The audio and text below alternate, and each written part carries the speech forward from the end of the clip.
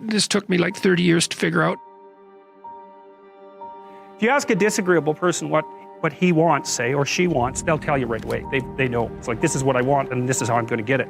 But agreeable people, especially if they're really agreeable, are so agreeable that they often don't even know what they want, because they're so accustomed to living for other people and to finding out what other people want and to trying to make them comfortable and so forth, that it's harder for them to find a sense of their own desires as they move through life.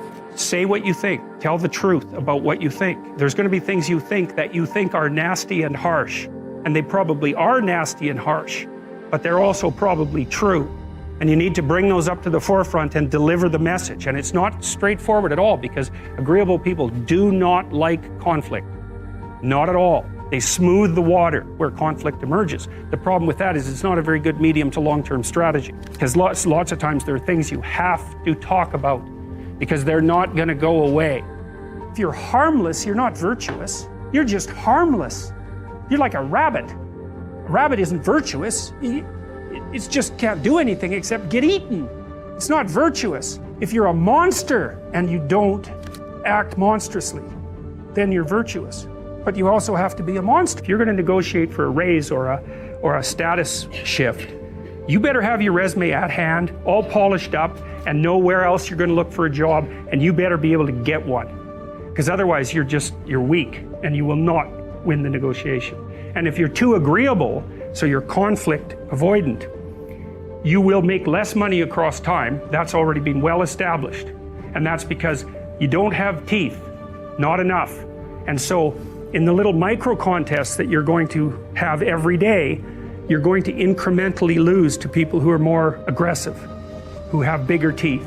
And that's what happens. So don't let that happen. One of the things you have to be careful of if you're agreeable is not to be exploited, because you'll line up to be exploited. If you are not capable of cruelty, you are absolutely a victim to anyone who is. And so part of the reason that people go watch anti-heroes and villains is because there's a part of them crying out for the incorporation of the monster within them, which is what gives them strength of character and self-respect, because it's impossible to respect yourself until you grow teeth.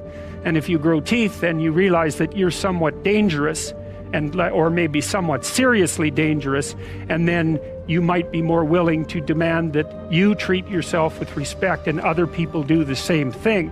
And so that doesn't mean that being cruel is better than not being cruel. What it means is that being able to be cruel and then not being cruel is better than not being able to be cruel. If you're competent at fighting, that actually decreases the probability that you're going to have to fight, because when someone pushes you, you'll be able to respond with confidence, which is very much equivalent to a show of dominance, is going to be enough to make the bully back off. And so the strength that you develop in your monstrousness is actually the best guarantee of peace. Your being is limited and flawed and fragile.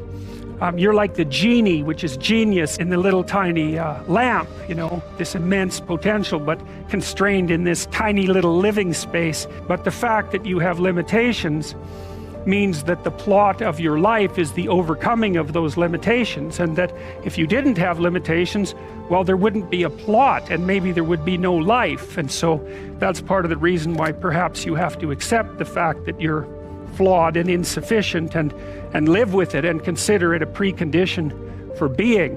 It's a reasonable idea. But if you only know how to behave, you're just a domesticated house cat or a lapdog.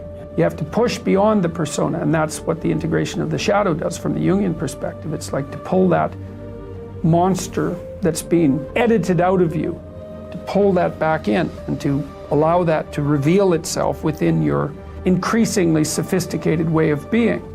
And then you're not just a persona. And one of the things I tell agreeable people, especially if they're conscientious, is say what you think. Tell the truth about what you think. There's going to be things you think that you think are nasty and harsh. And they probably are nasty and harsh, but they're also probably true. And you need to bring those up to the forefront and deliver the message. And it's not straightforward at all, because agreeable people do not like conflict. Not at all. They smooth the water. The problem with that is it's not a very good medium to long-term strategy, right? Because lots of times there are things you have to talk about because they're not going to go away. And the advantage to having a well-socialized disagreeable person is that they really don't let much get in their way.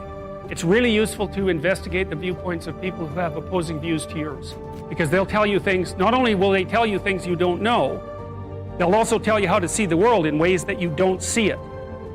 And they'll also have skills that you don't have, that you could develop. So for example, if you're an introverted person, it's very useful to watch an extroverted person, because the extroverted person has ways of being in the social world that aren't natural to you, that you can use to improve your toolkit. And if you're disagreeable, one of the best things to do with disagreeable people, especially if that's alienating them from other people, for example, because it can get the person to do something for someone else once a day, just as a practice, and learn how to do it. Maybe you can wake the circuit up, you know, if you think that it's lying dormant in you, which is probably right. You know, I think we have a very wide range of propensities within us. Some are switched on, but I think that if you put yourself in the right situation or walk yourself through the right exercises, you can switch some of these other things on as well. But it takes work and dedication and discipline. You know, so if you're hyper extroverted, you should probably learn to shut up at parties now and then and listen just to see what's going on, to see if you can manage it. And if you're introverted, well, then you should learn how to speak in public and to learn how to go to parties without hiding in the corner and saying nothing to anyone. You know, and if you're agreeable, then you need to learn how to be disagreeable so people can't push you around. And if you're disagreeable, you need to learn how to be agreeable. So, and the same thing applies even in the conscientious domain. It's like if you're too conscientious, you need to learn to relax and let go a little bit. But as a basis for negotiation between adults, it's like, sorry, it's insufficient. You have to be a bit of a monster so that you can say no. And so a lot of what you do in psychotherapy is treat people's anxiety and depression. That's a huge chunk of it. Help them straighten out the way they think. That's a huge chunk of it. But another chunk of it is, well, let's toughen you up. You know, let's put you in a position where you can bargain. Let's teach you how to assert yourself and stand up for yourself. And that's assertiveness training. And it's a huge chunk of psychotherapy. And you need to learn it. It's like, because part of how you regulate your interactions with other people is to negotiate. And you cannot negotiate unless you can say no. You can't do it. And it causes conflict to say no, and if you don't like conflict, which is basically the definition of being agreeable, then you can't tolerate the conflict, and so then you can't negotiate on your own behalf, and so then you keep losing, and you're bullied, and you know, it's not good. Then you get resentful, and it's really not good. So you have to develop your inner monster a little bit. You don't make men safe by making them weak. In fact, they're much more dangerous when they're weak, because they'll stab you in the back when they get the chance, or take advantage of you when they get the chance. You make men safe, let's say, by making them strong, and then by making sure that they're disciplined.